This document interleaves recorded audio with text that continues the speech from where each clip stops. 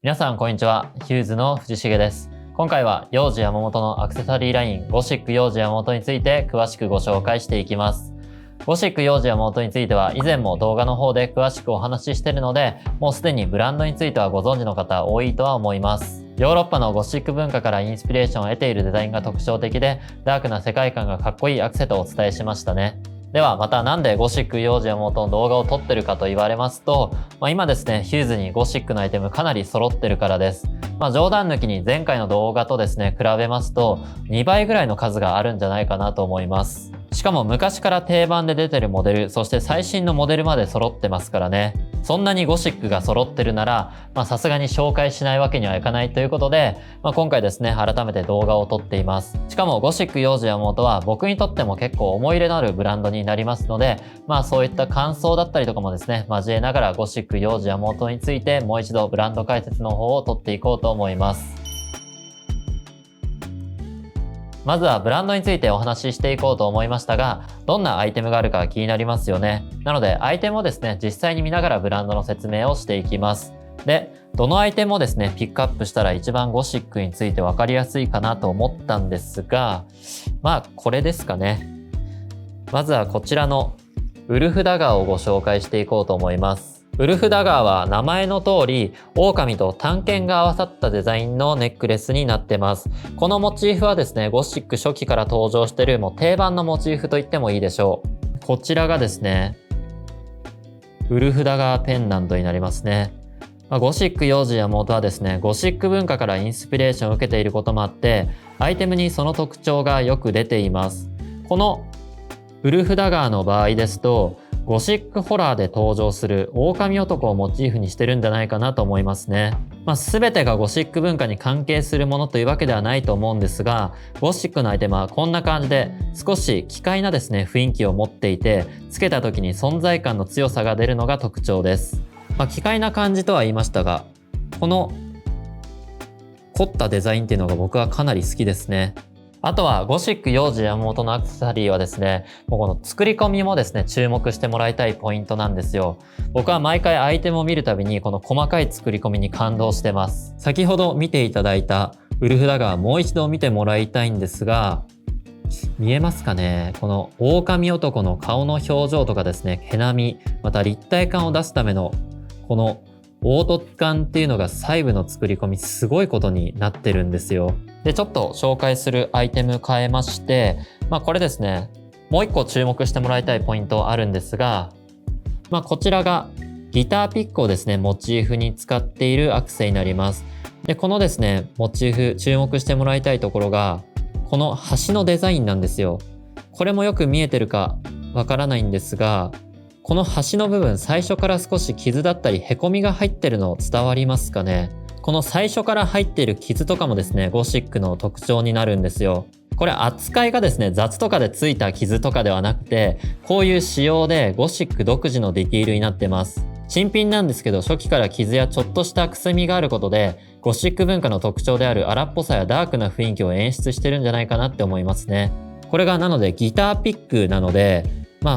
ギターピック使った時につくような傷っていうのがこの角についてるんですよ。使用された経過の流れっていうのをですね、感じることができるのもゴシックのアクセいいとこなんですよね。なのでしっかりゴシックヨウジヤマモトというブランドのですね、コンセプトが詰まったアクセっていうのがかっこいいです。そしてこの作り込みの細かさっていうのはデザインの良さにもつながってくるんですが、経年変化にも影響してきます。シルバーアクセサリーって使っていくと、酸化によってだんだん黒ずんでったりとかくすんでったりするので、それがですね、一種の風合いにつながっていくんですが、ゴシックのアクセサリーっていうのは、モチーフの毛並みとか表情とかを細かく作り込んでいるので、独自のディティールが多いんですよ。なのでそこの凹凸の部分、特にへこみのところですね、そこの酸化が進んでいくことによって、くすむ感じが強くなっていったりとかすることで、凹凸感が出てきたり立体的になっていって、より表情がですね、良くなっていくんですよ。で、さらにゴシックヨウジヤマモトのアクセサリーはシルバー950を使っているため、より風合いを楽しめるような作りになっています。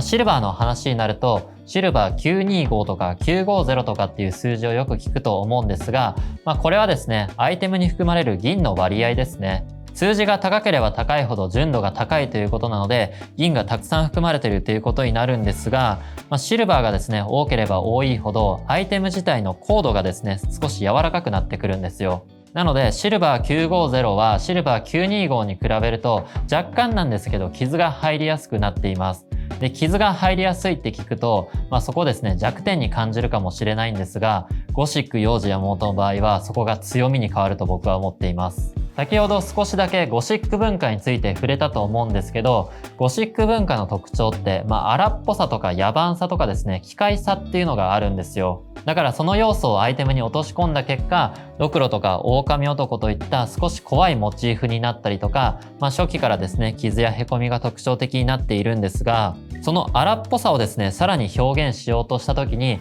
あえてシルバー950を使うことによって、傷の入りやすさだったりとか、くすんだりしていくですね、このダークな雰囲気を増していく感じっていうのを狙ってるんじゃないかなって思うんですよね。なので、つければつけるほどアイテムに使用感ができてきて、荒っぽくさらにダークな世界観を増していくというゴシック幼児山本らしいですね、アクセに完成していく味わいっていうのを楽しめるんですよ。そういう仕様もあって、ゴシック幼児山本のアイテムは育てるのがめちゃくちゃ楽しいです。で、今回ですね、この動画を撮るっていうこともあって、個人的に愛用してるゴシックのアクセを持ってきました。僕もですね、ゴシックをこれだけ語るだけあって結構好きなブランドなんですよ。以前こちらでは目玉リングのですね、購入品紹介動画を上げたと思うんですが、やっぱりゴシックのアクセ定期的に欲しくなるんですよね。で、今回持ってきたのは、この2つの組み合わせです。もう僕のゴシック史上一番古いですね、長く使ってるアクセ2つになります。ID タグネックレスとウルフダガーのペンダントトップですね。はい。この子たちはもうかなり育ってます。風合いなのか劣化なのかわからないぐらいの使用感になるぐらいずっとつけていて、新品のものと比べるともう全然ですね、見え方が違うんじゃないでしょうか。これも細かいので見えるかわからないんですが、ゴシックのアクセって製造年が刻印されてるんですよね。で、こちらは2019年から愛用してるので、もう6年近く手元にあるってことですね。それはこれだけ育つはずですよね。先ほど紹介したこのピックのネックレスと比べてみてもどうでしょうか。色の変化具合というか使用感っていうのがやっぱり目立ちますよね。数年つけてるとこれぐらい育つっていうことです。で、これは余談なんですが、この2つのアクセは僕にとってはかなり思い入れのあるものでして、僕は今のこのアパレル業界に入る前は全くですね、別の仕事をしていたんですが、専門学校を卒業して2、3年ぐらい就職して働いてたんですかね、確か。で、その時にやっぱりもともと自分がですね、好きだった洋服関係の仕事とか、人の見た目に関わる仕事がしたいって思って、これからですね、やっぱり自分の好きに従って生きていこうって決めた時に、その決意を忘れないために買ったのがこの2つのアクセなんですよね。なんかちょっと痛い理由にはなるんですけど、そういう思い入れがあって買ったものなので、今でも好きでつけてますね。ちなみに僕その時から幼児山本大好きだったので、この組み合わせって幼児さんがつけてる組み合わせなんですよね。後ろに本があるんですが、確かこの中でも幼児さんこの組み合わせでつけてたと思います。なのである意味憧れで買ったアイテムでもありますね。はい。ということでお待たせしました。ここからはゴシック幼児山本のアクセサリーたち一気に紹介していこうと思います。今ですね、僕がピックアップしてきたアクセがここに並んでるんですが、どれもやっぱりゴシック幼児山本特徴するですね、モチーフっていうのがとてもかっこいいです。さすがに一つ一つ紹介していくと動画がかなり長くなってしまうと思うので、軽く特徴をですね、説明しながら紹介していこうと思います。では、まずはゴシック幼児山本といえばで最初にご紹介したこちらのウルフダガーリングですね。こちらはウルフダガーをですね、リング状にこういう風に変形させているのが特徴です。やっぱりウルフダガーのアイテムに関してはゴシックの初期からあるモチーフですし、この作り込みがですね、やっぱりいいですね。このウルフの毛並み、表情だったりがすごくかっこいいので、これ手元をつけるだけでですね、かなり存在感出ると思います。同じく、こちらもゴシックらしいモチーフなんですが、指につけた方がもう分かりやすいですかね。はい。どうでしょうか。フェイスリングです。もうこの顔はすごいですね。もうこれは、もう言葉を選ばずに言うと不気味そのものですよね。でもこれがですね、ゴシックのアクセいいところなんですよ。個人的には僕このリング次欲しいなと思ってますので、この顔のですね、表情たまらないんですよね。でもやっぱ幼児山本から派生してるラインになりますので、モードな手元作れますし、モードな服装に合うっていうのもゴシック強みだと思います。はい、では同じ感じのモチーフとして、こちらはピューマスカルとゴートスカルのリングですね。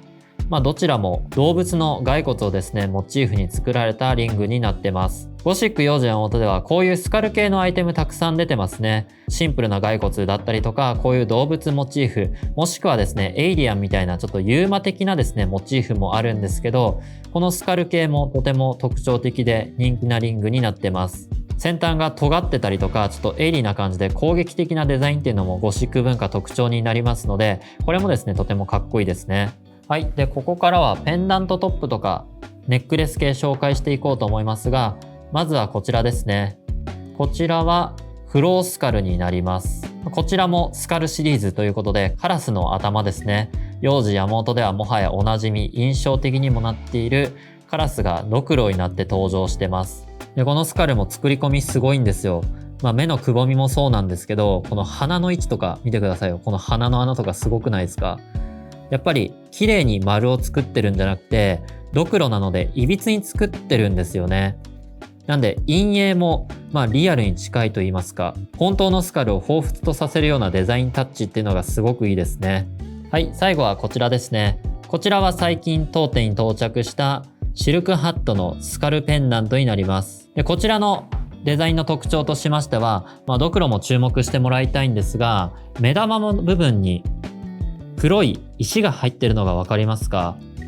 これがですね、オニキスが入ってるんですよ。で、ちょっと細かすぎて見えないかもしれないんですけど、これタバコ吸ってるんですが、このタバコの先端にですね、オレンジも入ってるんですよね。今シーズン登場したゴシックのアクセに関しては、こういう石使いも特徴的で、よりですね、個性的な雰囲気、表情を持ってるんですよ。先ほど紹介したこのゴートリングもそうなんですけど、この目の部分に石が入ってますよね。なので光沢感だったりとか立体感とかですね、この顔の表情がですね、より強まって、なんかやっぱかっこいいですね、雰囲気持ってますよね。もうこの2つ並ぶとかなりやばい絵面になってるんですけど、やっぱりゴシックのリングってこういう少し怖いダークな雰囲気っていうのがめちゃくちゃいいなって思います。で、最後なんでもうちょっと詳しくお話ししたいんですが、この刃の並びとかすごくないですか？これですね、作るのめっちゃ大変と思います。もう刃の並び細かいですし、あとドクロ。やっぱりスカルってひびが入るんですけど、この側頭部のひびとか、後頭部の部分とかですね、このひびまで忠実に再現というか作り込んでるんですよ。なので、さっきの説明でも話しましたが、こういうですね、溝の部分にやっぱり酸化が進んでいくと、陰影でさらにこの表情が強まっていくので、もう本当ユニークなものに仕上がっていきます。このタバコとハットとスカルっていうのはもうまさにゴシック幼児やモード全盛りっていう感じのアクセですね。はい、という感じでざっと紹介していきましたが、ゴシックのアイテムもっと実はあります。で、本当にですね、一点一点触れてお話ししていきたいぐらい個性的で魅力的なアクセ多いんですが、本当に長くなっちゃうので、こういうですね、最後説明しながら実際ブツの動画とか流していこうと思うんですが、ゴシック幼児山本のブランドの魅力としては、やっぱりですね、幼児山本というモードブランドから出てるアクセのラインになりますので、モードの服装とですね、合うっていうのはもちろんめちゃくちゃいいところです。しかもそこにしっかりブランドのコンセプトっていうのがあって、しっかり反映させてますし、アクセの作り込みに妥協がないっていうのもすごいんですよ。この妥協がない作り込みによって、リングとかって結構ちっちゃくて遠くからは目立たないと思うんですけど、ゴシックの場合は遠くからでもはっきり輪郭がですね、わかるんじゃないかなっていうぐらい存在感すごいんですよね。今ちょっとはめさせてもらってますが、こうやって指につけただけでもなんかこのアウトラインがすごくないですか？遠くからでもなんかすごいのつけてるなって感じが出るのがもうとてつもなくかっこいいんですよ。で、しかも手軽につけるだけで服装のアクセントとして活躍してくれますので、やっぱりアクセサリーって持っておくとすごく便利なんですよね。これからですね、春夏シーズン近づいてくると服装がさらにシンプルになっていって、なかなかですね、個性的な装い作るの難しくなってくるんですが、そんな時にこのゴシック幼児山本のアクセサリーたちがあれば、服装をですね、個性的なものへ導いてくれると思いますので、ぜひですね、春夏シーズンに備えて、ゴシック幼児山本のアクセサリーたちを検討してみてはいかがでしょうか。今回はゴシック幼児山本のブランド解説、そしてアイテムの紹介をしていきました。今回動画内でご紹介したゴシックのアクセとか、あとはオンラインでですね、発売しているゴシックのアイテムに関しましては、受注生産となりますので、購入していただいてから約1ヶ月後のお届けとなってます。また、サイズ感気になる方いらっしゃいましたら、お電話もしくはメールとかですね、気軽にコメントで聞いていただければと思います。それでは今回も最後までお付き合いいただきありがとうございました。ぜひこの動画がいいねと思ったら、高評価、またチャンネル登録していただけると嬉しいです。ではまた次回の動画でお会いしましょう。またね。